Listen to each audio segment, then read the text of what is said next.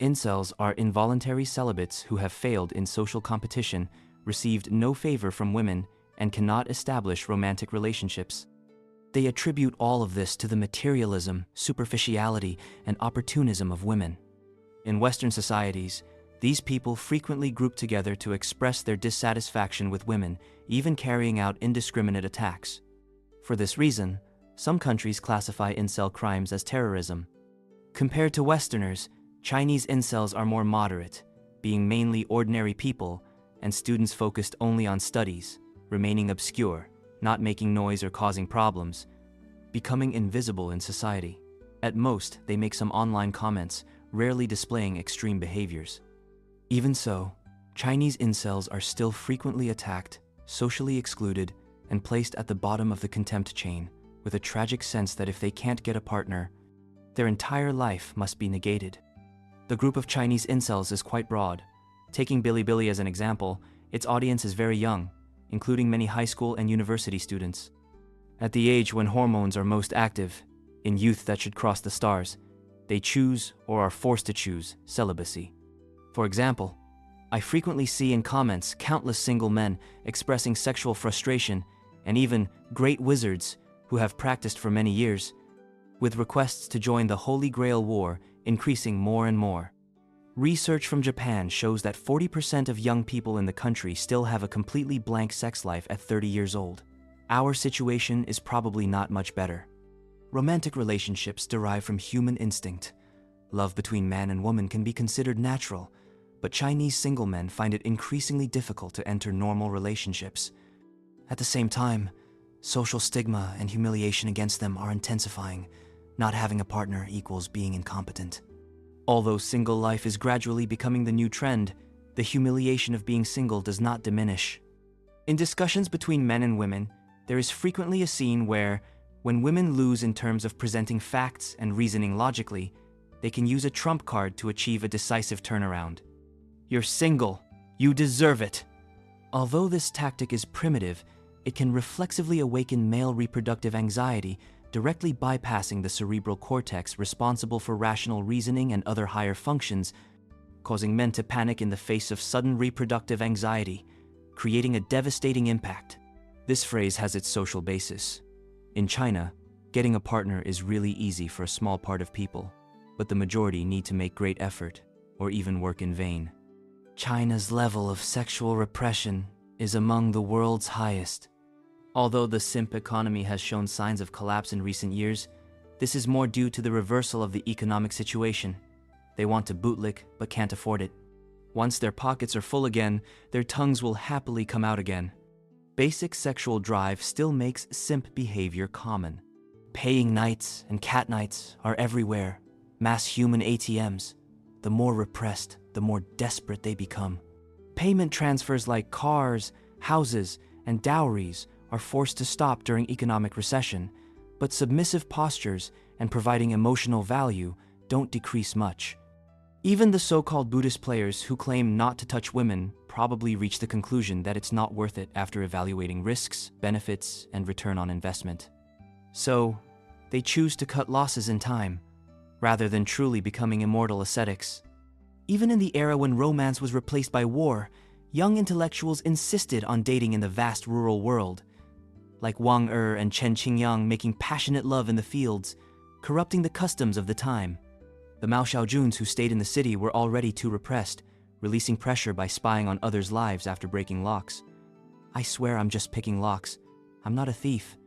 When I get tired of playing, I lie on strangers' beds to sleep a bit, imagining the things their owner might have done in this bed. Don't worry, I'm absolutely certain I won't be caught. At that time, making love was obscene behavior, while sexual relations were acceptable. According to a survey from the early 1982nd, less than 20% of Chinese women could obtain sexual pleasure, followed by the most turbulent wave of divorces. Ma Xiaojun found condoms in the closet, carefully stored by his father, because they were reusable. More importantly, the quantity was limited. They could only be obtained from the work unit's health officer through planning, thus controlling sexual frequency.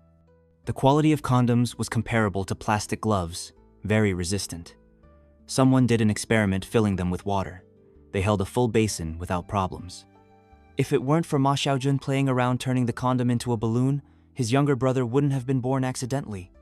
Although 1982nd society was beginning to open up, attitudes towards sex were still very restrictive. Any free and rebellious behavior would result in severe punishment. Jiang Xing was China's first star to sell more than 1 million cassette tapes, but ended up being convicted of libertine conduct due to a love triangle and was sent to Shanghai's Tilanqiao prison. Dating could barely be a crime. You would be considered a libertine.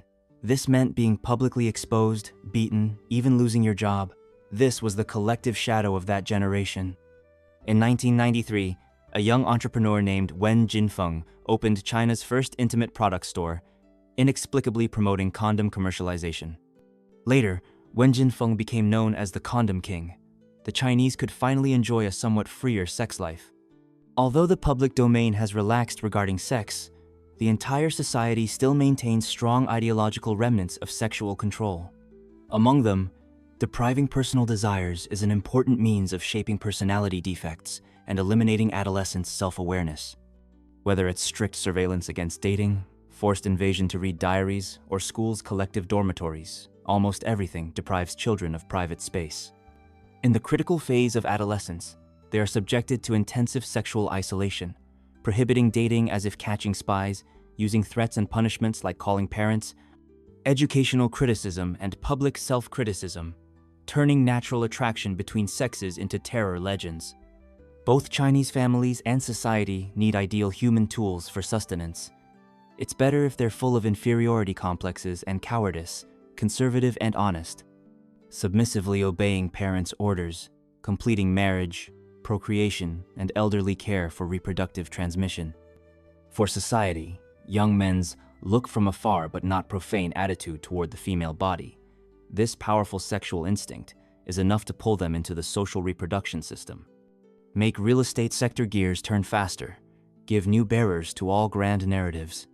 Arbitrary manipulation of physiological desires extinguishes the burning gaze in young men's eyes, causing reactive sexual trauma that accompanies them for life. Mass production of this defective personality is certainly beneficial for social progress. This domestication is not exclusive to East Asian societies. There are many people online promoting the white feather movement. In August 1914, when World War I began, Admiral Charles Fitzgerald, with support from famous writer Lady Humphrey Ward, created the White Feather Organization. In English, chicken out means coward. So they called cowardly and weak people white-feathered chickens. These women placed white feathers on men who didn't wear military uniforms or didn't enlist, to humiliate these men and make them feel ashamed. Whenever a man appeared on the street, feminists gathered around him, filling his pockets with feathers, until men became afraid to leave home. Even hidden at home, they found ways to send sarcastic letters with white feathers. For authorities, using war to reduce excess male population decreased violent threats and made society healthier. The East Asian server is crueler than the Western server. It's complete cradle-to-grave service. Sexual blockade in youth, cars, houses, and dowries in adulthood. Clogged blood vessels in middle age, intergenerational payments in old age, an entire lifetime is covered. The formation of Chinese simps results from social pressure, not completely attributable to women. Long-term repressive education creates a psychological state of fear and self-withdrawal in young people. Regardless of gender, the degree of socialization is extremely low. Men hide at home masturbating and gaming, ignoring the outside world. Since they never had experience interacting with women, when they want to pursue women, they don't treat themselves as human beings. They trample their dignity, give gifts and money, completing transactional exchanges between sexes. Under the same education, women's lack of security makes them extremely defensive. It seems any man who greets them has ulterior motives. Being a bit polite and enthusiastic causes stress reactions, raising spines and alert lines. Various cases of false accusations of secret filming further shake confidence in interactions between sexes. The gap between men and women is widening. What used to be two groups that naturally mixed without need for intermediaries has become men playing with men and women with women. What kind of crazy society drives people to this point? Each playing alone isn't a big problem, but for families and society, it's like facing a great enemy. Families lose reproductive transmission, so naturally mobilize neighbors, friends, and relatives for counseling. Society loses reproduction, so constantly criticizes young people for not marrying. In early years, they created the leftover women label to make women give up the fantasy of choosing higher status partners, trying compatibility at the same or lower level. As feminism became more turbulent, authorities and society were forced to remove this label, but pressure on male incels never stopped. Defamation of singles and masturbators comes wave after wave. Deep down, men, especially young men, are the main force of social production. Everyone else can lie flat, only you cannot. If you dare to lie flat, I will whip you hard. Finally, let's talk about an important social reason formed by men themselves: the problem of male conservatism versus female progressivism. Conservatism doesn't represent evil, and progressivism doesn't represent good. The dimension of division is the historical process. Conservatism corresponds to modern and pre-modern. Progressivism corresponds to postmodern. Contrary to everyone's intuition, there is research showing that men believe more in the possibility of dedicating themselves to an intimate relationship that lasts a lifetime, maintaining fidelity to a single partner. Specifically, 44.4% of interviewed men gave an affirmative answer, while among interviewed women, only 30.4% gave affirmative answers, with a larger proportion expressing doubt or rejection. You might be confused, but the answer lies in the temporal spectrum division. Chinese megacities have entered the postmodern, while third-tier cities remain in the modern, and fourth- and fifth-tier cities still have large pre-modern remnants. This division is quite general and imprecise. The purpose is just to say that China's modernization process hasn't remained synchronized, with very large differences. Due to high regional mobility, the same space also has completely different spectrums. For example, a pioneering woman who worked in Beijing, Shanghai, or Guangzhou and returned to her hometown probably still maintains postmodern characteristics. Pre-modern and modern societies demand unity of rights and responsibilities, manifesting sexual conservatism. For traditional men, this is certainly desirable, but women might not like it, as they lose the right to optimized partner choice and need to suppress their search needs. Postmodern society is a black box, manifesting sexual openness. Some few alpha males thrive here, but the majority can only become incels, while women feel freer in this environment. Past experiences cannot be questioned. Sexual needs are satisfied, completely releasing their nature. Even if one day they get tired and want to return to traditional, they can smoothly jump from postmodern to modern and pre-modern. Today's society likes to mock grinders. What's their problem? They're still stuck in their own world, haven't kept up with the version advantage of the other side, thinking that just by studying silently in youth, despite having a frustrating adolescence, as long as they achieve fame and wealth in the future, they can win a beautiful wife and become the final winners. They forgot a simple point. In East Asia, different historical layers coexist simultaneously. The grinders method worked in the pre-modern world, but today the rules overlap and intersect. You might have done the entire classic route study, discipline, sacrifice, while others, inserted in postmodern circuits, already explored other avenues of pleasure and access. You think you found the love of your life, without realizing that, for some, relationships are just collecting advantages and social repositioning. You enter with effort and constancy, the other side enters with calculation. And discipline mode became even more arduous. Too many competitors, few real opportunities for advancement. Many people sweating in the basics, delivering performance, and in the end serving only as a ladder for those who already start from above. When they ask which path to follow, the answer is less romantic than they'd like.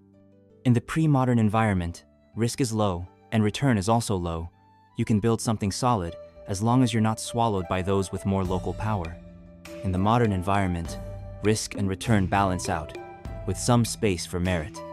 In the postmodern environment, competition is brutal. Isolated talents, quick alliances, opportunism, permanent vigilance. There are big prizes, but the falls are proportional.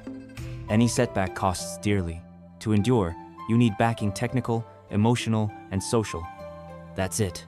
The world is vast. The routes are many. Choose with your feet on the ground and good luck on the path.